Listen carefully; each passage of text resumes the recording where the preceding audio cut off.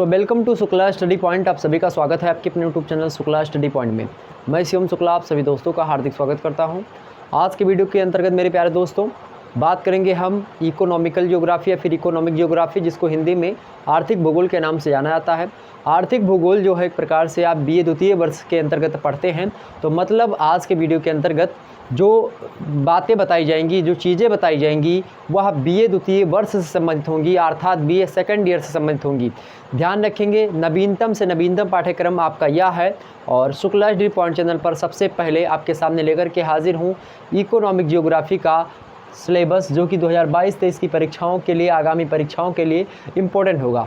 आखिरकार economic geography के अंतर्गत हमको पढ़ना क्या होता है और किस तरीके से पढ़ना होता है, तरीका भी बताऊंगा और सारे मुद्दे भी आपको समझा दूंगा। तो अगर आप जो है सारी चीज़ें जानना चाहते हैं तो इत्मीनान से आपको वीडियो में बने रहना पड़ेगा।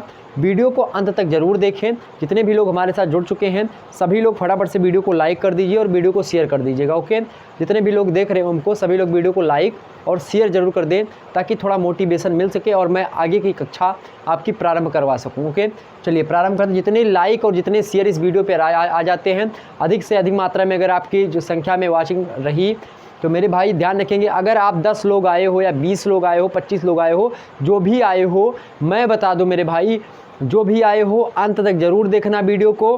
वीडियो में मज़ा आएगा। वीडियो के अंतर्गत तमाम सारे मुद्दों को आपको अपनी भाषा में समझाने का प्रयास आने वाले समय में किया जाएगा। इस वीडियो के माध्यम से आप बहुत सारी चीज़ें जानेंगे। एक ही वीडियो के अंतर्गत पूरे के पूरे पेपर के बारे में आप थोड़ा बहुत जानकारी इकट्ठा कर पाएंगे। आखिरकार क्या क्या पढ़ना होता है मोटी मोटा यहाँ आप जो है नोट डाउन करेंगे। सबसे पहले कॉपी पेन लेकर के आप बैठ जाइए और इसको नोट डाउन करते रहेगा। जो भी मैं बातें बताऊँ यहाँ पर तो इसको देखें। चलिए प्रारंभ करते हैं आज की कक्षा को। सबसे पहले जान लीजिए मेरे 2 चैनल और हैं। एक पर शुक्ला जो है आईएएस एकेडमी के नाम से है, जो कि नीचे लगा हुआ होगा, और दूसरा चैनल एक है बीए क्रेकर नाम से, उसको भी सब्सक्राइब कर लीजिएगा लगे हाथ। ओके, क्योंकि बीए क्रेकर को अब मैंने एमए क्रेकर में बदल दिया है। आने वाले समय में उस पर एमए से संबंधित क्लासेस आपकी उपलब्ध करवाई जाएंगी। ठीक, और ध्यान रखेंगे जो शुक्ला आईएएस एकेडमी उस पर आईएएस संबंधित क्लास आपकी जो है आने वाले समय में चलेंगी। ठीक, चलिए प्रारंभ करते हैं कक्षा को। बीए द्वितीय वर्ष को अंग्रेजी में बीए सेकंड ईयर के नाम से जानते हैं। तो आप सभी लोगों को पता होगा। भूगोल को क्या कहा जाता है भाई? जियोग्राफी कहा जाता है। भूगोल को क्या कहा जाता है? जियोग्राफी कहा जाता है। प्रथम प्रश्न पत्र को पेपर 1 कहा जाता है। ध्यान रखेंगे बीए सेकंड ईयर में जिस प्रकार से आप बीए फर्स्ट ईयर में रहे होंगे, बीए फर्स्ट ईयर में आप जो है एक विषय के, एक सब्जेक्ट के 2 पेपर देते थे, फर्स्ट एंड सेकंड। ठीक इसी प्रकार से आप सेकंड ईयर में भी क्या करेंगे, आप एक विषय के यानी एक सब्जेक्ट के आप 2 पेपर देंगे। ठीक, एक फर्स्ट पेपर और एक सेकंड पेपर। तो आप बीए फर्स्ट ईयर में क्या पढ़े हो? आप बीए फर्स्ट ईयर में पढ़े हो भौतिक भूगोल, जिसके अंतर्गत आपने फिजिकल ज्योग्राफी जिसको कहते हैं अंग्रेजी में, उसको समझा है। उसके बाद में आप पर्वत, पहाड़, पठार ये सब जान चुके हैं। तल, नितल और धरातल और जो है और समुद्र की तमाम सारी गहराइयों में जो स्थल तलातल होते हैं तमाम सारे, उनको जान चुके हैं। कटक क्या होता है उसको जान चुके हैं आप। जलधाराएं क्या होती हैं, कहाँ पर ठंडी कहाँ पर गर्म जलधारा होती है, सब आप जान चुके हैं। महाद्वीप, महासागर क्या होते, कैसे उत्पत्ति हुई, ये सारी चीज़ें आप फर्स्ट ईयर में फर्स्ट पेपर में जान चुके हैं। सेकंड ईयर में आप जो है किसके बारे में? मानव भूगोल के बारे में जान चुके हैं कि आखिरकार मानव से संबंधित भी कुछ भूगोल की परिपाटियाँ होती हैं, कुछ अध्ययन होता है। मानव भूगोल में आप कृषि, जनजाति वगैरह के बारे में और भी तमाम सारे मुद्दों को आपने समझा कि आखिरकार मनुष्य पर्यावरण से किस प्रकार संबंध होता है। इन सभी मुद्दों को आपने बीए फर्स्ट ईयर के सेकंड पेपर में जाना। अब यहाँ पर बीए द्वितीय वर्ष यानी भूगोल के अंतर्गत जब आप प्रथम प्रश्न पढ़ते हैं तो आर्थिक भूगोल के बारे में जानेंगे, और जब सेकंड पेपर पढ़ेंगे तो भारत के भूगोल के बारे में जानेंगे। आर्थिक भूगोल जो आप पढ़ेंगे वह भारत के संदर्भ में नहीं बल्कि विश्व के संदर्भ में पढ़ेंगे, जबकि जो भारत का भूगोल पढ़ेंगे उस भारत के भूगोल में आप भारत की फिजिकल ज्योग्राफी, भारत की ह्यूमन ज्योग्राफी यानी मानव भूगोल, भारत के आर्थिक भूगोल पर भी चर्चा करेंगे। वहाँ पर भारत के प्रादेशिक मुद्दों पर भी चर्चा करेंगे, तमाम प्रकार की चीज़ों पर चर्चा करेंगे जो कि भारत के परिप्रेक्ष्य में होंगे बीए सेकंड पेपर बीए द्वितीय वर्ष के सेकंड पेपर में द्वितीय प्रश्न पत्र में। जबकि इस पेपर के अंतर्गत जो बातें होंगी वह विश्व स्तर पर होंगी। ठीक, यह बात भी ध्यान रखेंगे। तो यहाँ पर बातें विश्व स्तर पर होंगी, जबकि सेकंड पेपर में बातें भारतीय स्तर पर होंगी। यह बात आप ध्यान रखेंगे, क्योंकि यहाँ पर आपको जब मैं पढ़ाऊँगा यहाँ पर मछली वगैरह पकड़ने की बातें, तो यहाँ पर सेकंड पेपर में भी आप पढ़ेंगे इसके बारे में थोड़ा बहुत, और इसमें तो पढ़ ही रहे हैं। चलिए प्रारंभ करते हैं कक्षा को। और जानते हैं आखिरकार। तो प्रथम प्रश्न मतलब क्या होता है, पेपर 1 आर्थिक भूगोल, पेपर 2 का यानी इंडियन ज्योग्राफी, भारत का भूगोल उसका जल्दी आएगा। और भारत के भूगोल से परीक्षा मतलब कि कोई भी परीक्षा कंपटीशन की आप देने जाएंगे तो वहाँ पर भी प्रश्न पूछा आता है और यहाँ से भी प्रश्न पूछा आता है, लेकिन उतनी मात्रा में नहीं जितना भारत के भूगोल से। नवीनतम पाठ्यक्रम 2022 न्यू सिलेबस होगा। अब आपका पाठ्यक्रम जो है 5 इकाइयों में जनरली बटा हुआ, इकाई 1, इकाई 2, इकाई 3, इकाई 4, इकाई 5। ओके, अब इकाई 1 में जो चीज़ें आपके संकलित हैं उसको समझते हैं। इकाई 1 में आप देखिएगा यहाँ पर आर्थिक भूगोल।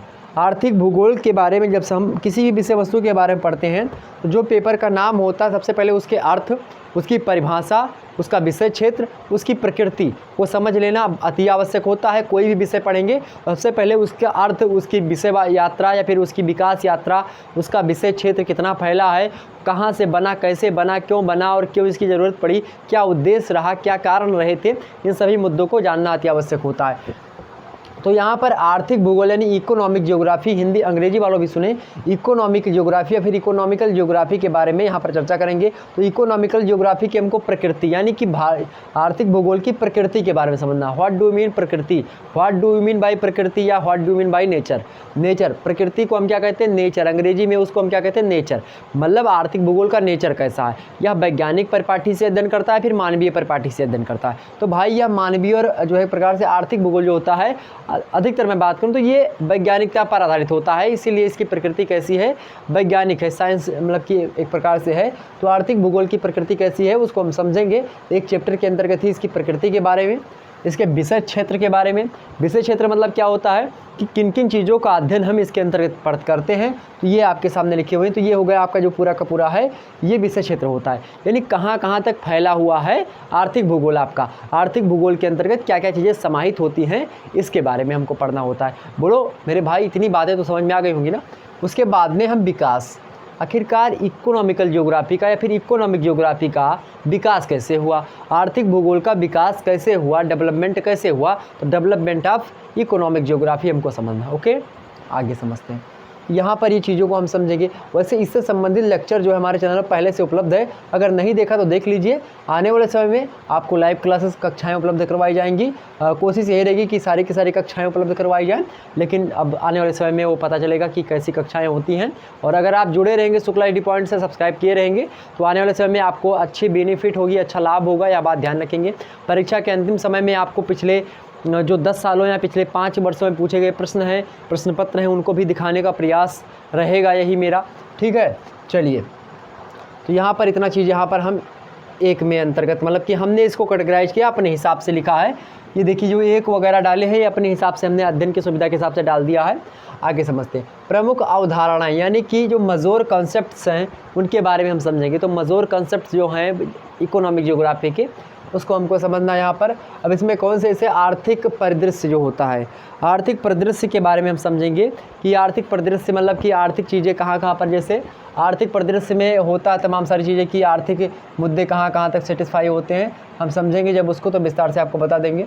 इसके बाद में आर्थिक विकास के चरण, बहुत सारे चरण से आर्थिक विकास गुजरा, कौन कौन से चरण, जैसे कि बात की जाए तमाम सारे चरण रहे, जैसे कि और अभी हम यहाँ पर समझेंगे आर्थिक गतिविधियों की रूप जो है टाइपोलॉजी, आर्थिक गतिविधियों की टाइपोलॉजी को हम पढ़ेंगे। इसमें आप विकास के चरण को भी शामिल करते हैं हम, प्राथमिक, द्वितीयक, तृतीयक और चतुर्थक, मतलब ये सब जो वस्तुएं होती हैं और ये सब आर्थिक भूगोल की जो है एक प्रकार से विकास के चरण भी कहीं ना कहीं पे आते हैं। तो हम इन सभी को समझने का प्रयास करेंगे आने वाले समय में। उसके बाद में हम संसाधन के बारे में समझेंगे। संसाधन को रिसोर्स अंग्रेजी में कहा जाता है, तो रिसोर्सेस के बारे में हम चर्चा करेंगे। यहाँ पर संसाधन की अवधारणा यानी कि resource, concept of resources, meaning of resources, definitions of resources, इन सभी को समझेंगे। और क्लासिफिकेशन ऑफ जो है रिसोर्स, तो इन सभी के बारे में हम चर्चा करेंगे। वहीं साथ ही साथ जो है संसाधन संरक्षण के बारे में भी हम समझेंगे। यह बात भी ध्यान रखेंगे, संसाधन क्या है, संसाधन संरक्षण क्या है, इसको बताने का भी मैं प्रयास एक वीडियो के अंतर्गत कर दिया हूँ। इसका लेक्चर पूरा अपलोडेड है, उसको देख लीजिएगा। वैसे संसाधन संरक्षण जो होता है वर्तमान पीढ़ी का भावी पीढ़ी के लिए उचित मात्रा, मतलब वर्तमान का भावी पीढ़ी के लिए बचा करके रखना ही क्या कहलाता है, वो जो है संसाधन संरक्षण। जैसे कि मान लेते हैं मेरे पास 2 किताबें हैं, मान लेते हैं मेरे पास ये एक किताब ये है और मान लेते हैं एक किताब एक मेरा नोट्स ये है। अब मान लेते हैं मेरे पास 2 किताबें हैं, एक ये किसी प्रकाशन की, आदित्य प्रकाशन की है, ये हिंदी की। ये मेरा नोट्स है जो कि हैंड रिटन है। अब मान लेते हैं ये मेरा नोट्स है, यहाँ पर देखें इसमें पूरा का पूरा नोट्स है पूरा, ठीक। ये मेरा नोट्स है मान लेते हैं। अब 2 नोट्स ही ले लेते हैं। अब 2 नोट्स हैं मेरे पास। अब यह 2 नोट्स जो है मेरे पास, अब इसमें मान लेते हैं एक मैं यूज कर लूँ। एक मेरे लिए यूज़ है कि एक कापी हमको यूज करनी, एक कापी मेरा काम चल जाएगा। हमने एक यूज कर लिया, बुद्धिमान पूर्वक से हमने एक का यूज कर लिया। अब ये चीज़ जो है ये हमने रख दिया कि मेरा बच्चा होगा तो वो पढ़ेगा। तो ये होता है संसाधन संरक्षण। किस प्रकार से, मान लेते कोयला 10 किलो है पूरे के पूरे पृथ्वी पर, तो 5 किलो अपना यूज कर लो और 5 किलो अपने बच्चों के लिए छोड़ दो, ठीक। और जब 5 किलो हुई तो 2.5 अपने के लिए यूज कर लो। मतलब कि अपने जो है आवश्यकता के अनुसार संसाधनों का दोहन करना या उचित पूर्ण या बुद्धिमत्तापूर्ण दोहन करना, ताकि भावी पीढ़ी भी उसका लाभ उठा सके, उसका उपयोग कर सके। इस प्रकार के उपयोग को ही हम संसाधन संरक्षण कहते हैं, ठीक। तो इसके बारे में भी हम समझेंगे। तो ये हो गया आपका जनरली मोटा इकाई 1। इकाई 1 ऐसे समाप्त हो जाएगा। इकाई 2 में जब हम प्रवेश करेंगे, इकाई 2 के अंतर्गत हम मिट्टी के बारे में जानेंगे कि मिट्टी क्या होती है, यानी सोल क्या होती है, और मिट्टी के प्रकार, टाइप्स ऑफ सोल। ओके, तो मिट्टी कितनी प्रकार की होती हैं मुख्य रूप से। यहाँ पर मजोर जो है पेवर्टी जो दी जाती है वह मिट्टी के बारे में जो है लगभग हम देते हैं। और मिट्टी जो है एक प्रकार से कैसे हुई, मतलब कि मिट्टी क्या है, मिट्टी किसे कहा जाता है, मिट्टी के कितने प्रकार होते हैं, विश्व स्तर पर सारी बातें होंगी, ठीक। तो यहाँ पर हम मिट्टी और मिट्टी के प्रकार को देखेंगे। इसी के साथ साथ हम वन देखेंगे, वन किसे कहते हैं, वन प्रकार देखेंगे, और उनके उत्पाद, वनों से कौन कौन से उत्पाद बन सकते हैं, और वनों से हम किस प्रकार से लाभ उठा सकते हैं, वन से क्या क्या लाभ होते हैं, क्या क्या हानियाँ होती हैं। हानि तो ऐसे होती ही नहीं है, लाभ ही लाभ होता है, लाभ को हम समझेंगे, ठीक है। हाँ, वन कितने प्रकार के होते हैं, वन किसे कहते हैं, इनको समझेंगे हम। उसके बाद में हम वान थ्यूनेन एक जो है भूगोलवेत्ता रहे हैं, और साइंस भी कहीं ना कहीं पे इन्होंने ज़्यादा अध्ययन कर रखा था। वान थ्यूनेन व्यक्ति जो है, इन्होंने कृषि भूमि के उपयोग से संबंधित बातें बताई हैं कि किस प्रकार से कृषि भूमि का उपयोग करना चाहिए। इसको लेकर के इन्होंने एक स्थानीय सिद्धांत दिया, यानी कि theory of locality. Theory of locality इस, या फिर जो है गिवन बाई, कौन है भाई, गिवन बाई वान थ्यूनेन। तो वान थ्यूनेन की जो कृषि से संबंधित विचार हैं उसको उन्होंने स्थानीयता के सिद्धांत में बयां किया है, बताया है। तो स्थानीय सिद्धांत जो है वान थ्यूनेन का, जो कृषि भूमि उपयोग को लेकर के उन्होंने दिया, उसके बारे में हमको समझना है यहाँ पर, ठीक। तो इनके बारे में भी हम समझेंगे। वान थ्यूनेन की कृषि को लेकर के, कृषि मॉडल को लेकर के प्रश्न एग्जाम से बनता रहा है, तो इस पर हम चर्चा करेंगे। मुख्य रूप से आपके एग्जाम से प्रश्न आर्थिक भूगोल की परिभाषा, प्रकृति विषय क्षेत्र को लेकर के एग्जाम्स में ज़रूर पूछा आता है। मैं इंपॉर्टेंट चीज़ें भी बता दूंगा, अभी मैं पूरा का पूरा समझा दूँ, उसके बाद मैं इंपॉर्टेंट चीज़ें आपको बता दूंगा, ठीक। वैसे बीच में बताता रहूँगा। यहाँ पर यह ज़्यादा इंपॉर्टेंट है आपका इतना चीज़, ठीक। और यहाँ पर जो संसाधन संरक्षण, ये वाला पोर्शन बहुत ज़्यादा मजबूत है, मतलब कि ये बहुत ही महत्वपूर्ण है। आर्थिक भूगोल की परिभाषा विषय क्षेत्र ये इतना तक का, और ये वाला इतना, ये बहुत ही ज़्यादा महत्वपूर्ण है। उसके बाद मिट्टी के बारे में बहुत ही ज़्यादा महत्वपूर्ण है, इसको संबंधित वान थ्यूनेन का जो विचारधारा ये इंपॉर्टेंट है। इसके बाद में हम प्रमुख फसलों का अंतर्राष्ट्रीय व्यापार देखेंगे कि प्रमुख फसलें जो की हैं, जो मजोर जो क्रॉप्स हैं, उनका किस प्रकार से अंतर्राष्ट्रीय इंटरनेशनल ट्रेड वगैरह होता रहता है, किस प्रकार से उत्पादन होता है, मतलब किस प्रकार से उनका मैन्युफैक्चरिंग की जाती है, और क्या क्या चीज़ें होती है आयात निर्यात करने में, एक्सपोर्ट इंपोर्ट कैसे होता है, किस देश में ज़्यादा किस देश में कम, ये सब चीज़ें हम यहाँ पर देखेंगे, ठीक है। चलिए, तो प्रमुख फसलों का अंतर्राष्ट्रीय व्यापार, इंटरनेशनल ट्रेड, उत्पादन मतलब मैन्युफैक्चरिंग, और वितरण मतलब क्या होता है, वितरण, उत्पादन मतलब होता है बनाना, अंतर्राष्ट्रीय व्यापार मतलब ट्रेड जिसको आप कहते हो, मतलब कि आदान प्रदान करना। कि मान लेते हैं हमारे पास इतना हुआ है, किसी के पास, मतलब किसी के पास 1 किलो है और वहाँ जनसंख्या ज़्यादा, वहाँ पर जनसंख्या के यूज के लिए 1 किलो में पूर्ति नहीं हो पा रही, मतलब उसको 10 किलो चाहिए। हमारे पास 20 किलो है, हमको केवल 10%, मतलब कि 10 किलो का ही यूज़ करना है, तो 10 किलो हम उसको बेच देंगे, ठीक। ये होता है एक प्रकार से व्यापार, अंतर्राष्ट्रीय व्यापार, इंटरनेशनल ट्रेड, मतलब अंतर्राष्ट्रीय व्यापार। एक देश से दूसरे देश में हम बंदरगाह के माध्यम से, मतलब कि नावों के माध्यम से, बड़ी बड़ी और भी तमाम प्रकार के व्यापार करते हैं, ट्रक ट्रेन के माध्यम से। तो कहीं ना कहीं पे वो जो व्यापार हम करते हैं अंतर्राष्ट्रीय, विभिन्न देशों, यानी 2 या 2 से अधिक देशों के बीच में किए गए व्यापार को हम अंतर्राष्ट्रीय व्यापार के नाम से जानते हैं। तो उसको देखेंगे। जो प्रमुख फसलें हैं, और प्रमुख फसलें कौन कौन है अभी यहाँ पर देखते हैं। तो उनका उत्पादन कैसे होता है, उनका वितरण मतलब कहाँ कहाँ पे कौन कौन सी चीज़ें ज़्यादा पाई जाती हैं, जैसे कि कहाँ पर चावल ज़्यादा पाया जाता है, चावल का उत्पादन कैसे किया जाता है, चावल का वितरण का मतलब कि किस एरिया में या फिर किस देश में ज़्यादा चावल पाया जाता है, कहाँ कहाँ पर मतलब चावल कहाँ से आयात किया जाता है, कहाँ को निर्यात किया जाता है, इन सभी मुद्दों को यहाँ पर हम समझेंगे। गेहूँ कहाँ पर अधिक मात्रा में होता है, गेहूँ बोते समय किन किन बातों का ध्यान रखना चाहिए, गेहूँ बोने के लिए कौन सी भौगोलिक दशाओं का होना अति आवश्यक है, क्या क्या चीज़ें, मिट्टी कैसी होनी चाहिए, गेहूँ का बीज कितने प्रकार का होता है, कैसे होना चाहिए, इन सभी को भी हम देखने का यहाँ पर प्रयास करेंगे। इसी प्रकार से चावल पर भी फॉलो होता है, गन्ना पर भी यानी शुगर कैन पर भी, कपास पर यानी कॉटन पर भी। गेहूँ को आप व्हीट कहते हैं, चावल को आप राइस कहते हैं, गन्ना को शुगर कैन कहते हैं, कपास को कॉटन कहते हैं, चाय को टी कहते हैं, कॉफ़ी को कॉफ़ी कहते हैं, रबर को रबर ही कहते हैं, और ETC यानी इत्यादि को ETC कहा जाता है मेरे भाई। यहाँ पर चावल, गेहूँ, गन्ना, कपास, चाय, कॉफ़ी,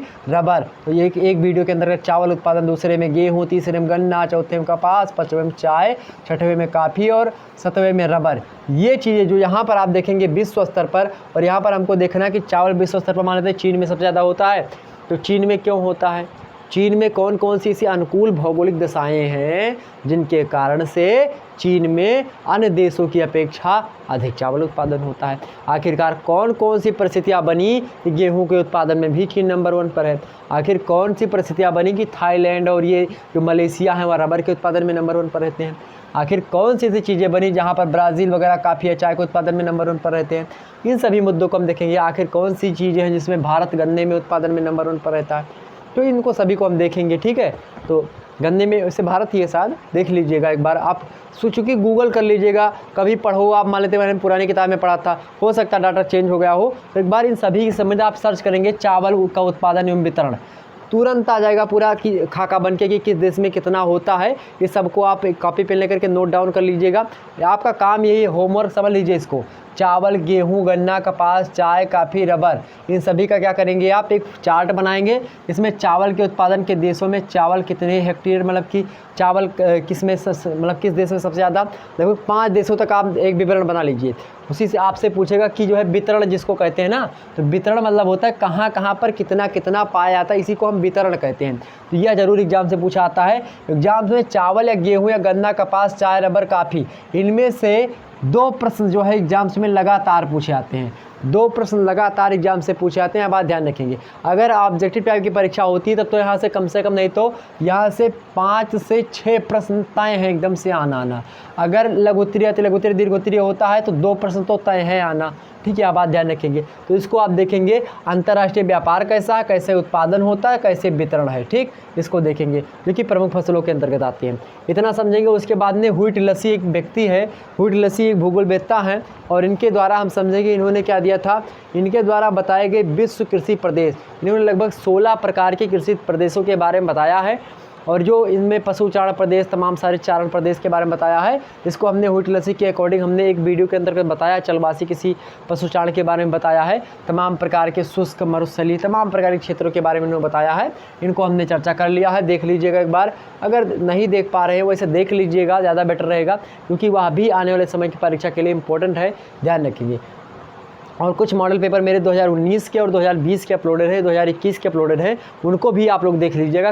क्वेश्चन पेपर कैसे आता है, क्यों कैसे बनता है, इसको आपको एक प्रकार से लग जाएगा, एक प्रकार से आपको पता चल जाएगा। ठीक, तो यहाँ पर इतनी चीज़ें हम समझ लेंगे। ठीक, तो ये इकाई 2 आपका समाप्त हो गया। अब थोड़ा और आगे बढ़े, हम इकाई 3 पे प्रवेश करते हैं भाई। इकाई 3 में जैसे हम प्रवेश करते हैं, यहाँ पर समुद्री संसाधन के बारे में, ये सब तो जो थी मिट्टी संबंधी थी, मतलब स्थलीय संसाधन थे। तो स्थलीय संसाधन के बाद में हम क्या समझेंगे, समुद्री संसाधन के बारे में समझेंगे। समुद्री संसाधन में आप देखेंगे, ये समुद्री संसाधन में जो कृषि होती है, अब समुद्री कृषि को आप मछली का उत्पादन कहते हैं। ये मछली उत्पादन क्या है, यह भी एक प्रकार से कृषि ही है। मछली का उत्पादन करते हैं, उसको बेचते हैं, तो वह भी एक प्रकार से क्या है, वह भी एक प्रकार से कृषि है। यार कुत्ते बहुत भौंक रहे हैं, रुको 1 मिनट रुकिएगा। चलिए प्रारंभ करते हैं। चलिए, बहुत बहुत स्वागत है आप सभी का बने रहने के लिए। चलिए ओके, तो हम कहाँ पहुँचे थे, इकाई 3 में प्रवेश करते हैं। इकाई 3 देखते हैं, यानी यूनिट 3। यूनिट 3 में आप समुद्री संसाधन के बारे में देखेंगे कि समुद्र में कौन कौन सी संसाधन पाए जाते हैं, रिसोर्सेज बहुत सारे, जैसे जो स्थल पर पाए जाते हैं। जैसे आप सोचते होंगे समुद्र में भी क्या पाया जाता हो, समुद्र में भी पर्वत पहाड़ होते हैं, समुद्र में भी वनस्पतियाँ होती हैं, समुद्र में आप देखेंगे सी फूड वगैरह होते हैं। बहुत सारे देशों में जहाँ पर ये खेती वगैरह नहीं होती ना, वहाँ पर लोग सी फूड खाते हैं। सी फूड समझते हैं ना, जैसे मछली हो गई और तमाम प्रकार के जीव होते हैं जो कि समुद्र के अंदर पाए जाते हैं, उन्हीं को हम सी फूड कहते हैं। तो आने वाले समय में लोग सी फूड पर निर्भर होते जा रहे हैं, तो वह सी फूड है। ठीक, जैसे फास्ट फूड आप कहते हो, तो फास्ट मतलब होता है जल्दी, फूड मतलब होता है भोजन, तो जल्दी भोजन, जल्दी भोजन वाला जो फास्ट फूड होता है वो होता है मतलब जो चाइना वगैरह का। ठीक, तो एक होता है आपका सी फूड मतलब समुद्री भोजन। ठीक, तो समुद्री संसाधन भी होते हैं, उसमें समुद्र में भी कोयला, समुद्र में भी पेट्रोलियम, ये सब पाया जाता है। ठीक, तो उनके बारे में हम चर्चा करेंगे। और समुद्र में कृषि, जो समुद्रीय कृषि होती है, जैसे कि मछली पकड़ने के प्रमुख क्षेत्र कहाँ कहाँ पर हैं, मछली यानी मत्स्य उत्पादन कहाँ कहाँ पर कैसे होता है, इसको देखेंगे हम। मत्स्य उत्पादन में के लिए अनुकूल भौगोलिक परिस्थितियाँ कैसी होनी चाहिए, आखिरकार मछली वहीं पर क्यों होती हैं जहाँ पर प्लैंकटन पाए जाते हैं। प्लैंकटन पाए जाएंगे तो कहाँ पर पाए जाएंगे, तो प्लैंकटन जो होते हैं ठंडे और गर्म जलधारा जहाँ पर मिलती है वो वहीं पर प्लैंकटन नामक जो जीव होते हैं, छोटे छोटे महीन वह पाए जाते हैं, जो कि भोजन होते हैं मछलियों का। और चूँकि भोजन होते हैं मछलियों का, चूँकि भोजन होते हैं मछलियों का, इसीलिए हम क्या बोलते हैं मेरे भाई, इसीलिए वहाँ पर कौन पाए जाते हैं, इसीलिए वहाँ पर क्या पाया जाता है भाई, इसीलिए वहाँ पर मछली पाई जाती हैं। क्योंकि जब किसी चीज़ का भोजन जहाँ पर उपलब्ध रहेगा ना, वहीं पर चीज़ें पाई जाएंगी। तो मछलियों का भोजन कहाँ पर उपलब्ध रहता है, मछलियों का भोजन मेरे भाई प्लैंकटन जहाँ पर पाए जाते हैं, मतलब प्लैंकटन जहाँ पर पाए जाएंगे वहीं पर मछली आएंगी, चूँकि वो उनका भोजन होता है। ठीक, तो प्लैंकटन कहाँ पर पाए जाएंगे, जहाँ पर ठंडी और गर्म जलधाराएँ मिलेंगी। ठीक, इतनी बात तो क्लियर हुई होगी।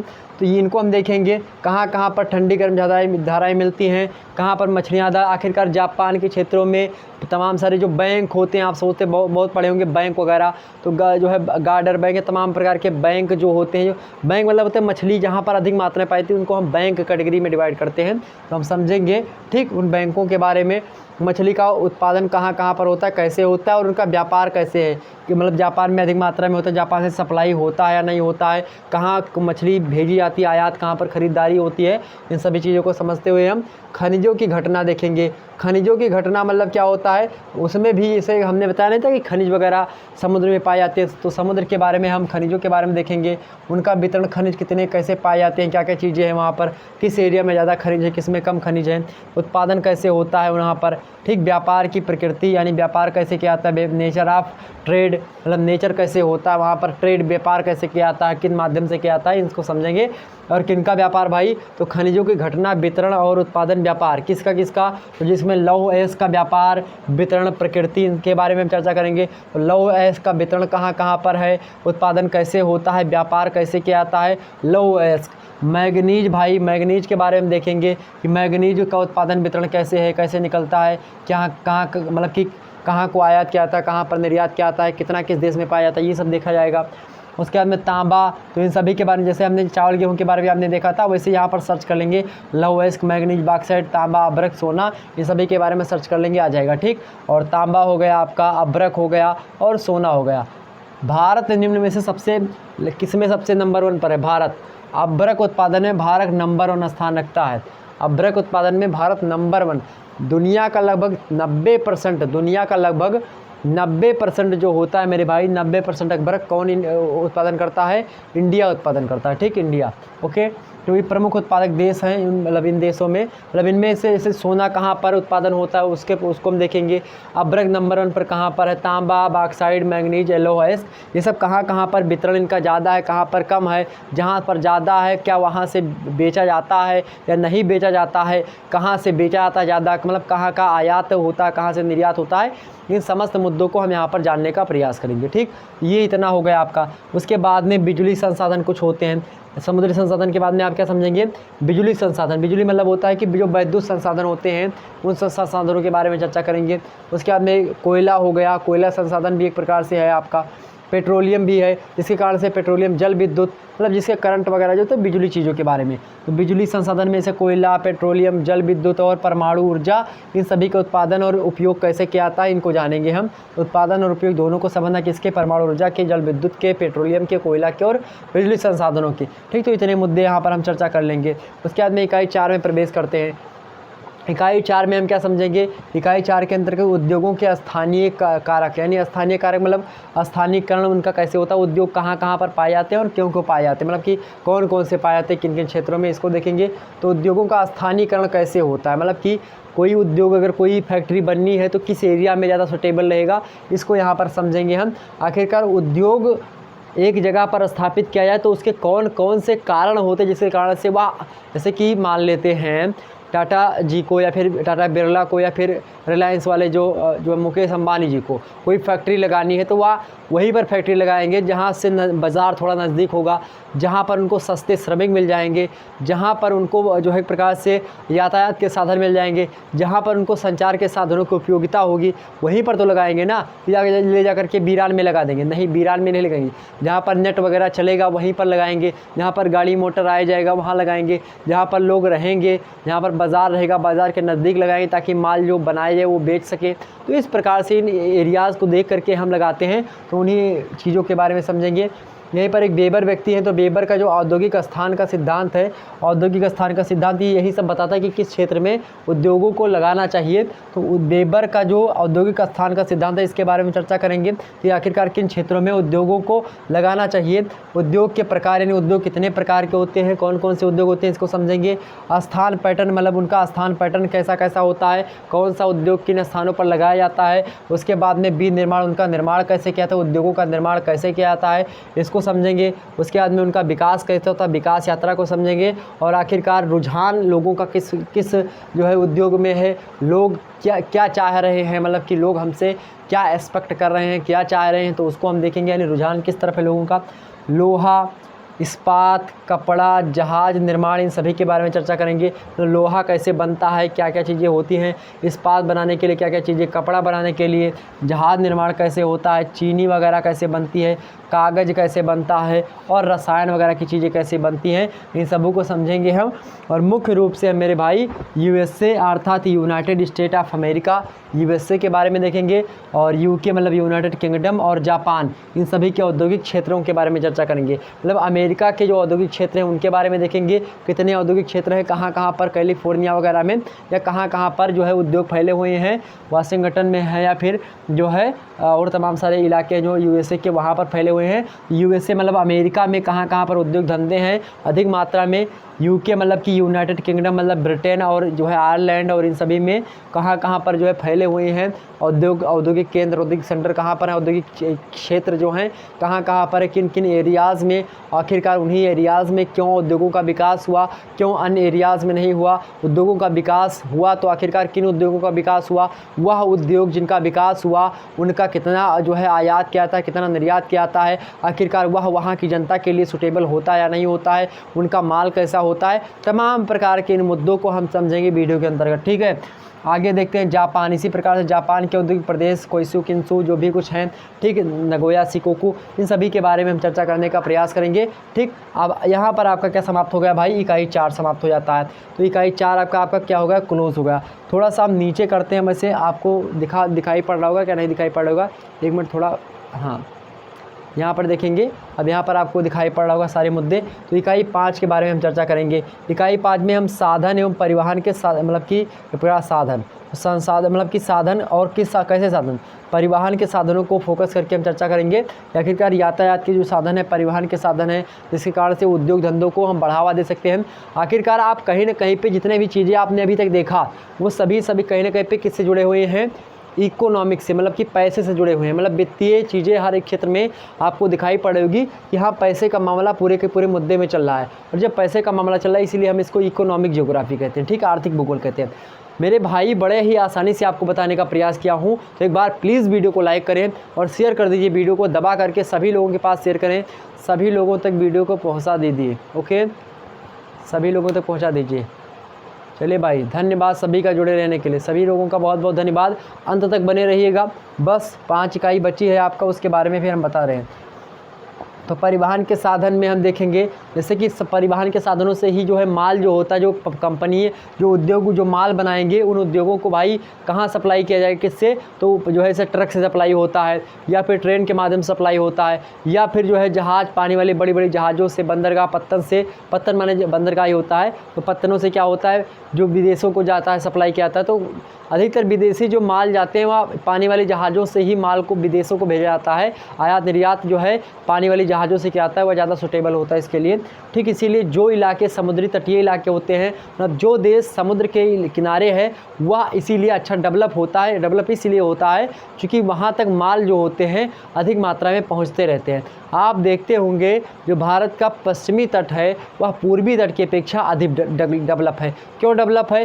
क्योंकि जो पश्चिमी तट है वहाँ पर शुरुआत से ही क्या हुआ है मेरे प्यारे दोस्तों, शुरुआत से ही वास्को डी गामा या तमाम प्रकार के लोग क्या आते रहे, वहाँ से व्यापारी आते रहे, और वो उसी तट पर जो है, आप महाराष्ट्र देखेंगे, आप गुजरात देखेंगे, आप गोवा देखेंगे, आप मेरे प्यारे दोस्तों केरल देखेंगे, आप कर्नाटका देखेंगे, कितना डेवलप है ये सारे के सारे जो राज्य हैं, कितना डेवलप हैं। क्यों डेवलप है? क्योंकि वहाँ पर पानी के जहाज़ों के माध्यम से व्यापार होता है, और व्यापार जहाँ पर होता है वहाँ पर इकोनॉमी मजबूत होती है, और जहाँ पर इकोनॉमी मजबूत होती है वहाँ की जीडीपी, वहाँ पर जो है व्यक्ति आय, पर कैपिटा इनकम सब इंक्रीज होता है, सब बढ़ता है। ठीक, आगे समझते हैं। तो परिवहन के साधन देखेंगे, प्रमुख ट्रांस कॉन्टिनेंटल रेलवे। प्रमुख ट्रांस मतलब होता है पार, प्रमुख मतलब होता है मजोर, ट्रांस मतलब क्या होता है पार, कॉन्टिनेंटल मतलब होता है महाद्वीपीय, रेलवे मतलब रेलवे होता है। तो रेलवे ऐसी जो कि ट्रांस कॉन्टिनेंटल हो, मतलब 2 महाद्वीपों को ऐसी रेलवे के बारे में आपको चर्चा करता है। ट्रांस साइबेरियन मार्ग, ट्रांस साइबेरियन जो कि 2 कॉन्टिनेंटल, एक तो एशिया से जा रही साइबेरिया से, रूस का वह भाग जो एशिया में पड़ता है उसको साइबेरिया कहते हैं, और रूस का वह भाग जो कि यूरोप में पड़ता है उसको तो हम रूस ही कहते हैं। वहाँ पर ही मास्को, रूस की राजधानी कहाँ पर स्थित है? मास्को में भी स्थित है। और ध्यान रखेंगे जब उस देश में उसकी राजधानी स्थित है, यूरोप कंट्री में, मतलब यूरोप महाद्वीप में रूस की राजधानी मास्को स्थित है, इसीलिए रूस को हम यूरोपीय देश कहते हैं। जबकि रूस का लगभग 70% भाग जो है एशिया महाद्वीप में पड़ता है, जो कि साइबेरिया के नाम से कहलाता है, साइबेरिया के नाम से जाना जाता है। ठीक, दुनिया का सबसे बड़ा देश है क्षेत्रफल की दृष्टि से रूस ही। यहाँ पर देखेंगे तो ये जो रेल मार्ग है जो कि 2 महाद्वीपों को जो एक प्रकार से काटते हैं, 2 महाद्वीपों को जाते हैं। ठीक, उनके बारे में यहाँ पर देखेंगे। उसके बाद में अंतर्राष्ट्रीय वायु और वायु मार्ग, तो अंतर्राष्ट्रीय वायु एवं समुद्री मार्ग, तो बहुत सारे वायु मार्ग है जो कि अंतर्राष्ट्रीय लेवल के, उनको देखना है, और अंतर्राष्ट्रीय लेवल के जो समुद्री मार्ग है। ऐसा नहीं कि हवाई जहाज़ जो होता है जिधर को मन हुआ उधर को उड़ा दिया, ऐसा नहीं होता है। जहाज़ जो होता है उसका भी अपना रास्ता होता है। जो ईयर वे होता है ना, ईयर मतलब होता है वायु, वे मतलब होता है रास्ता, तो ईयर वे जो होता है उसी से मतलब अपने वायुयान जो होता है अपने ही रास्ते से आता है। आप देखते होंगे कि वाटर वे मतलब होता है जल का भी एक प्रकार से रास्ता होता है, कि यहाँ किस दिशा से जाएंगे, कैसे जाएंगे, उनका अपना दिशा होता है। ठीक, और इसी प्रकार से रोड वे, आप देखते हैं रोड मतलब होता है रोड, और वे मतलब रास्ता, तो रोड वाला रास्ता उसको रोड वे कहते हैं, या फिर रोड वेज आप कहते हैं। नहीं, रेलवे मतलब होता है, रेल मतलब क्या होता है, रेल समझते हैं, रेल मतलब क्या होता है, रेल ही होता है। वे मतलब होता है रास्ता, तो रेल वाले जो रास्ता होता है उसको पटरी कहते हैं। ठीक, यहाँ पर हम इसको यानी कि जो रेल मार्ग हैं उन मतलब कि अंतर्राष्ट्रीय रेल मार्ग यानी कि 2 कॉन्टिनेंटल मतलब कि 2 महाद्वीप को टच करने वाले, मतलब अंतर्राष्ट्रीय तभी हो जाएंगे जब 2 देशों को टच करेंगे। तो यहाँ पर अंतर्राष्ट्रीय वायु मतलब कि जो 2 देशों को, या फिर समुद्री मार्ग जो 2 देशों के या फिर 3 देशों के, 2 या 2 से अधिक देशों के जो मार्ग होते हैं जाने के, उसी को हम अंतर्राष्ट्रीय मार्ग या अंतर्राष्ट्रीय वायु मार्ग या अंतर्राष्ट्रीय जल मार्ग के नाम से जानते हैं। ट्रांस कॉन्टिनेंटल यहाँ पर शब्द प्रयोग किया गया है, क्योंकि यहाँ पर मतलब इसका यह है कि 2 महाद्वीपों को टच करने वाली जो, या फिर 2 महाद्वीपों को स्पर्श या भेदने वाली जो पटरी होती है ट्रेन की, उसी को कहा जाता है। तो यहाँ पर आपने समुद्री मार्ग को देखेंगे, हम वायु मार्ग को देखेंगे जो कि अंतर्राष्ट्रीय लेवल के होंगे। वहीं पर हम अंतर्देशीय जलमार्ग देखेंगे। तो अंतर्राष्ट्रीय जलमार्ग को भी देखना, और अंतर्देशीय मतलब क्या होता है, अंतर मतलब होता है, क्या होता है अंतर मतलब, कि जो अंतर मतलब होता है अपने जो है एक प्रकार से अंतर मतलब होता है बाहर, अंतः मतलब होता है अंदर, अंतर मतलब क्या होता है कि उसमें डिफरेंस हो। 2 देशों के बीच के जो मार्ग होते हैं, फिर 2 देशों के जो बीच जल मार्ग है उनके बारे में हमको देखना है।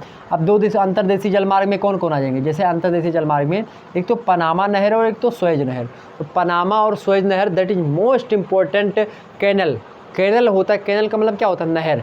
दैट इज मोस्ट इम्पोर्टेंट जो है कैनल ऑफ जो है पूरे के पूरे संसार के लिए सबसे ज़्यादा कौन महत्वपूर्ण है? सुएज़ नहर। सबसे ज़्यादा सुएज़ कैनल जो है बहुत ही महत्वपूर्ण है। व्यापारिक दृष्टि से बात की जाए तो यह बादशाह है सुएज़ नहर। पनामा थोड़ी सी बात की जाए तो पनामा थोड़ा कम जो है प्रकार से, चूँकि यहाँ पर एक जो है संकीर्ण दायरा होता है पनामा का व्यापार का। बट बात की जाए तो सुएज़ नहर जो होती है, अधिकतर जो एशिया का व्यापार होता है यूरोपीय कंट्रीज़ में, वह सुएज़ नहर के माध्यम से ही होता है। सुएज़ नहर जो होती है अफ्रीका के और अफ्रीका और एशिया के मध्य से होकर के जाती है, जो कि एक प्रकार से एक जलधारा होती है, एक नहर का कार्य करती है सुएज़ नहर। ठीक, सुएज़ नहर पर कुछ दिन तक प्रतिबंध भी लगा था, फिर बाद में चली। सुएज़ नहर समझेंगे, पनामा नहर को समझेंगे। ठीक, ये हो गया आपका। उसके बाद में अंतर्राष्ट्रीय व्यापार बहुत सारे, उनको व्यापारों को समझेंगे। प्रमुख व्यापार संगठन बहुत सारे, उन संगठनों को समझेंगे। और व्यापार केंद्र के बदलते पैटर्न, यानी व्यापार केंद्र जो है उनको किस प्रकार से बदला जा रहा है। जो पहले चीज़ें हुआ करती थी, आज उनमें बहुत सारा परिवर्तन हो चुका है। परिवर्तन क्यों हुआ, कैसे हुआ, क्या कारण थे परिवर्तन होने के? स्थानीय परिस्थितियों के हिसाब से कुछ परिवर्तन हुए, तो कुछ परिवर्तन आधुनिकता के हिसाब से हुए, तो कुछ परिवर्तन श्रम शक्ति को देखते हुए, या कुछ परिवर्तन जो होता है माल को बढ़ाने की दृष्टि से हुए, कुछ परिवर्तन मेरे प्यारे दोस्तों लोगों की रिक्वायरमेंट पूरी करने के लिए हुई। अनेक कारणों के माध्यम से इन क्षेत्रों में इन जो है जो फैक्ट्री वगैरह थी उनमें परिवर्तन होता गया। पहले नोकिया 1100 आता था, आज मेरे प्यारे दोस्तों बहुत प्रकार के लैपटॉप, बहुत कंपनी की आप देखते हैं ऐसे ऐसे फ़ोन चल गए हैं कि फेस लॉक या फिर आप पैटर्न लॉक लगा दो या तमाम प्रकार की चीज़ें लगा दो। आप मेरे प्यारे दोस्तों आप थोड़ा सा बोल दो खुल जाएगा, आप ताली ठोंक दो खुल जाएगा। तमाम प्रकार के फंक्शंस आ चुके हैं, इतने ज़्यादा सॉफ्टवेयर डेवलप हो चुके हैं कि दुनिया में हर एक चीज़ करने में सक्षम है। लोग हैक कर लेते हैं, एक दूसरे का फ़ोन हैक कर लेते हैं, चैनल हैक कर लेते हैं।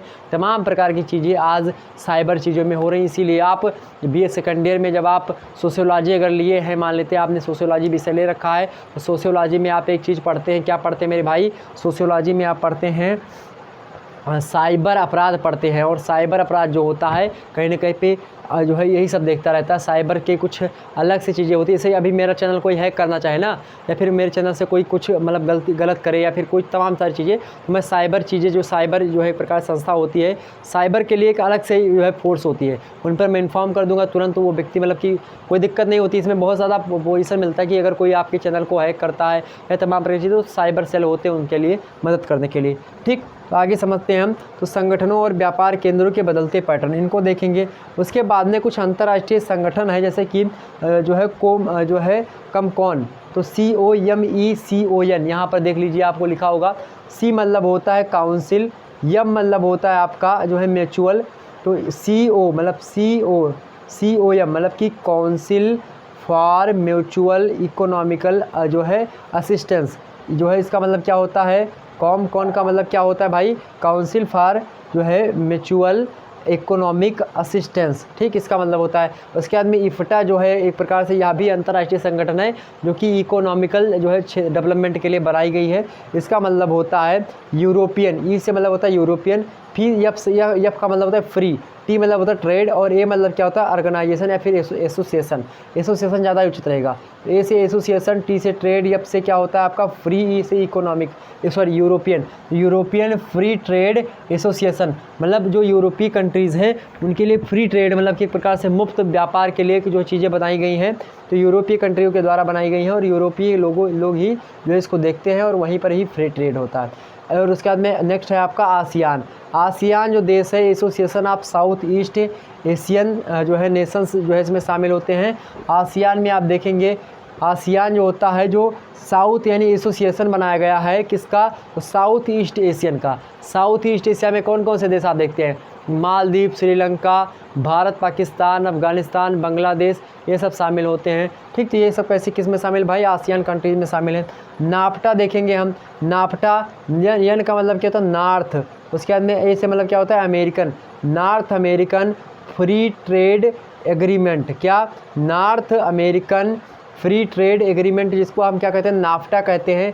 इसके बारे में समझा करेंगे, कब स्थापना हुई, क्या हुआ, क्यों स्थापना की गई, ये सभी के बारे में समझना है। तो उसके बाद में ओपेक के बारे में समझेंगे। ये सब संस्थाएं हैं जो कि जो है ट्रेड यानी व्यापारिक क्षेत्रों में भूमिका निभाती हैं, व्यापार को बढ़ावा देने वाली संस्थाएं हैं। अलग अलग कंट्रीज़ में अलग अलग महाद्वीपों को लेकर के अलग अलग तमाम सारे देश के समूह हैं, उन समूहों के द्वारा ट्रेड यानी व्यापार के को लेकर के तमाम सारी नीतियाँ, तमाम सारे नियम बनाए जाते हैं। उन्हीं नियम को इसमें शामिल किया गया है, इनको हम समझने का प्रयास करेंगे। ओपेक जो है इसका फुल फॉर्म होता है organisation of the petroleum exporting countries. क्या? ऑर्गेनाइजेशन ऑफ जो है द पेट्रोलियम एक्सपोर्टिंग कंट्रीज़, मतलब कि जो ऐसी जो है कंट्रीज़ हैं जो कि एक प्रकार से एक्सपोर्ट करती हैं। क्या करती हैं? एक्सपोर्ट करती हैं पेट्रोल को लेकर के। इनको लेकर के यह संस्था बनाई गई है। ओपेक कंट्री जो हैं या जो बेचती हैं तेल को, उन देशों के लिए है। ठीक, जो तेल बेच रही देश है या फिर जो तेल बेच रहे देश हैं उनके लिए चीज़ें बताई गई हैं। यहाँ पर आपने तमाम सारे मुद्दों को देखा और इन सभी के बारे में हम चर्चा करेंगे। आने वाले समय में आपको इन सभी संबंध वीडियो देने का प्रयास शुक्ला एचडी पॉइंट के चैनल पर यही रहेगा कि आपको इन सभी चीज़ों से संबंधित इन सभी जो है चैप्टर से अवगत करवाया जाए। फिर भी अगर हो सकता है जल्दी आपकी क्लासेस हों, अभी थोड़ा सा बिजी चल रही हैं, इस समय आपकी क्लासेस 2-3 नहीं हो पा रही हैं। बहुत सारे लोग परेशान हो रहे हैं कि सर फर्स्ट ईयर का क्लास नहीं चला रहे हो। बहुत सारे लोग कह रहे हैं सर आप सेकंड ईयर पर फोकस कर रहे हो, थर्ड ईयर पर नहीं। थर्ड ईयर वाले बोल रहे हैं आप सर आप सेकंड ईयर की वीडियो बनाते, थर्ड ईयर की नहीं बनाते। बहुत सारे लोग बोल रहे हैं फर्स्ट ईयर की बनाते हो सर। तो इसके लिए माफ़ी चाहेंगे, हाथ जोड़ करके आप लोगों से माफ़ी है। आप लोग चिंता ना करें, अभी मैं बहुत ज़्यादा बिजी हूँ, इसीलिए आपकी क्लासेस प्रॉपर तरीके से नहीं हो पा रही हैं। मेरे भाई जिस दिन मैं फ्री हो जाऊँगा, वादा करता हूँ आपको अच्छे से अच्छा कंटेंट देने का प्रयास करूँगा और अच्छे तरीके से आपको समझाने का प्रयास करूँगा। बहरहाल जो भी दे रहा हूँ आपको अच्छा दे रहा हूँ। इसके लिए आप लोग वीडियो को लाइक, चैनल को सब्सक्राइब और वीडियो को शेयर ज़रूर कर सकते हैं। इतना तो आपका फ़र्ज़ बनता है। अगर मैं इतने दिन मतलब इतना मेहनत करता हूँ आप लोगों के लिए, ये सब कंटेंट इकट्ठा करता हूँ, कहाँ पता नहीं कितनी यूनिवर्सिटीज़ के सिलेबस को देखने के बाद में मैं ये सब लिखता हूँ और आपको बताने का प्रयास करता हूँ कि आखिरकार आपका कोई भी मुद्दा छूट करके न जाए। और मैं इम्पोर्टेंट बता रहा था आपको, यहाँ पर इम्पोर्टेंट ये चीज़ें इम्पोर्टेंट है, आपका ये संसाधन इम्पोर्टेंट है, कृषि वानथुनेन का इम्पोर्टेंट है, चावल वगैरह यहाँ से ये भी इम्पोर्टेंट है, थोड़ा पढ़ लीजिएगा। उसके बाद में और बात की जाए व्हीट लस्सी से कभी कभी प्रश्न पूछा जाता तो यह भी इम्पोर्टेंट थोड़ा सा है, बाकी उतना नहीं। यहाँ पर मत्स्य उत्पादन बहुत ज़्यादा महत्वपूर्ण है, इसको लेकर के एग्जाम से प्रश्न पूछा आता है। वहीं बात की जाए अभ्रक को लेकर के प्रश्न एग्जाम से में आता है और यहाँ पर भी लॉ वगैरह के बारे में भी थोड़ा बहुत प्रश्न आता है। कोयले को लेकर के प्रश्न पूछा आता है और यहाँ पर यूएसए और यूके और जापान को लेकर के, यानी जापान से मुख्य रूप से अधिक मात्रा में प्रश्न पूछे जाते हैं कि जापान के औद्योगिक प्रदेशों के बारे में प्रश्न अधिक मात्रा में आपके बन सकते हैं। इसको आप पढ़ लीजिएगा अधिक मात्रा में। उद्योग के बारे में पढ़ लीजिएगा, उद्योगों का स्थानीयकरण के बारे में पढ़ लीजिएगा। ठीक, उसी बाद में आप परिवहन तंत्र के बारे में थोड़ा सा पढ़ लीजिएगा और ये जो हमने अंतर्राष्ट्रीय व्यापार आपको बताए हैं यानी आसियान, नाफ्टा, ओपेक, इन सभी संबंधित आपके अति लघु उत्तरीय प्रश्न और जो है ये सारे के सारे प्रश्न पूछते हैं। छोटे छोटे प्रश्न आपको ओपेक वगैरह इनका फुल फॉर्म पूछ लेगा आपसे, तो फुल फॉर्म हमने सबका बता दिया है। हमने कॉमकॉन का फुल फॉर्म क्या होता है, council for mutual economical assistance, और एफ्टा का फुल फॉर्म क्या होता है, European free trade association. Asian का फुल फॉर्म क्या होता है, आसियान का association of south east Asian Nations, और जो है नाफ्टा का क्या होता है, नॉर्थ जो है अमेरिकन फ्री ट्रेड एग्रीमेंट, और ओपेक का क्या होता है, organisation of the petroleum exporting countries. Okay, इन सभी मुद्दों को आप देख लीजिएगा, यहीं से प्रश्न एग्जाम से पूछे आते हैं। यहाँ पर चीनी निर्माण को लेकर के भी एग्जाम से प्रश्न बनते रहे, तो इसको देख लीजिएगा मेरे भाई, बहुत ही ज़्यादा महत्वपूर्ण है। और यहाँ पर हाँ, पनामा और सुएज़ नहर दैट इज़ मोस्ट इम्पोर्टेंट। और यहाँ पर पनामा को आप छोड़ भी सकते हैं, बट सुएज़ नहर को बिल्कुल नहीं छोड़ना है। सुएज़ नहर और पनामा, इनमें से एक प्रश्न एग्जाम से में तय है आना, या बात ध्यान रखेंगे। तो इंपॉर्टेंट चीज़ें भी हमने आपको बता दी और भी तमाम सारी चीज़ें बता दी। बोलो इतनी बातें समझ में आई कि नहीं समझ में आई? अगर मेरे पास समझ में आई है तो वीडियो को लाइक और सब्सक्राइब जरूर करिएगा। 10 लोगों से आपका एक कर्तव्य है कि लगभग 10 लोगों से आप सब्सक्राइब चैनल को करवाएंगे, 10 लोगों से वीडियो को लाइक करवाएंगे और उनको बताएंगे कि Shukla study point is the best YouTube channel. पूरे के पूरे यूट्यूब पर आपको अच्छे तरीके से बीएस संबंध कंटेंट देने का प्रयास करता हूं। पूरा का पूरा अपना माइंड लगा देता हूं मेरे प्यारे दोस्तों एक वीडियो बनाने के लिए। यह बात ध्यान रखेंगे, बहुत मेहनत लगती है एक वीडियो को सेट करने में। प्लीज़ इस मेहनत को आप लोग जाया ना करें, मेहनत को एक प्रकार समझें और मेहनत को समझने के बाद में आप बस आपको एक बटन दबाना लाइक का और एक सब्सक्राइब का बटन दबाना मेरे भाई, और कुछ नहीं करना है। बिल्कुल आपसे कोई पैसा की रिक्वायरमेंट नहीं कर रहा हूँ, ना मैं आपको पैसे के लिए कह रहा हूँ कि सर कुछ पैसे मेरे पास भेजिए। पैसे के लिए मैं ज़्यादा नहीं, मतलब आप पढ़िए, बस फ्री में पढ़िए। बिल्कुल मेरी यही इच्छा है कि अगर जो है फ्री में अगर कोई व्यक्ति कुछ पढ़ा रहा है तो उसको कुछ ना कुछ मात्रा में पढ़ें। आज सभी लोग ऐप के माध्यम से कोर्स बेच रहे हैं और मैं नहीं चाहता कि मैं कोर्स बेचूं। मतलब आप लोगों से मुझे कुछ नहीं चाहिए, बस आपका डाटा चाहिए। जो भी यूट्यूब से इनकम होती है ऐड वगैरह के माध्यम से, बस वही। मैं अपने चैनल पर आप देखते होंगे कि मैं बहुत सारे लोग कहते हैं कि सर प्रमोशन करो, ये करो वो करो, उसके लिए भी माफ़ी चाहते हैं, उसको भी नहीं करते हैं, क्योंकि आप लोग मुझे देखने आते हैं, ना कि जो मैं दूसरे के बारे में बता दूं या फिर दूसरे कंपनी के बारे में बताऊँ, उसको देखने आप तो आते नहीं हैं। आपने मुझे देखकर सब्सक्राइब किया है तो मैं आपकी चीज़ों पर खरा उतरूँ, या मेरा भी कर्तव्य बनता है। और अधिकतर यही प्रयास रहता है कि मैं अपने चैनल पर आपको अच्छा देने का प्रयास करूँ, और वही एक प्रकार से दे रहा हूँ। आप सभी लोगों को क्या राय है वह कमेंट सेक्शन में बताएं। वीडियो कैसा लगता है आपको, यह भी कमेंट सेक्शन में नीचे बताएं। वीडियो अपलोड हो जाने के बाद में, लाइव ख़त्म हो जाने के बाद में, आप वीडियो के नीचे कमेंट जरूर कर दीजिएगा। धन्यवाद आप सभी का जुड़े रहने के लिए। मिलते हैं नेक्स्ट वीडियो में, तब तक के लिए जय हिंद जय भारत। एक बार कमेंट सेक्शन में सभी लोग जय हिंद लिखने का प्रयास करेंगे। चलिए, good night all of you. Good night मेरे प्यारे दोस्तों। राम राम, राधे राधे, गुड नाइट सभी लोगों को। Good night all of you. चलिए bye, take care all of you. सभी लोगों को बहुत बहुत धन्यवाद। आप ही लोग तो सब कुछ हो मेरे भाई, और कौन है। आप ही लोग सब कुछ हो। ओके, चलिए, कक्षा कैसी लगी अभी बता दो। कक्षा कैसे लगी, क्लास कैसी लगी आपको।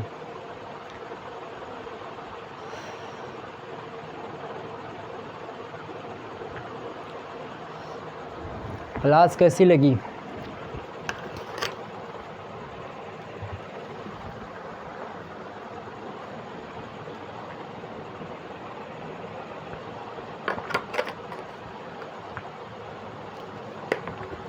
चलिए, तो फिर मिला जाए दूसरे वीडियो में।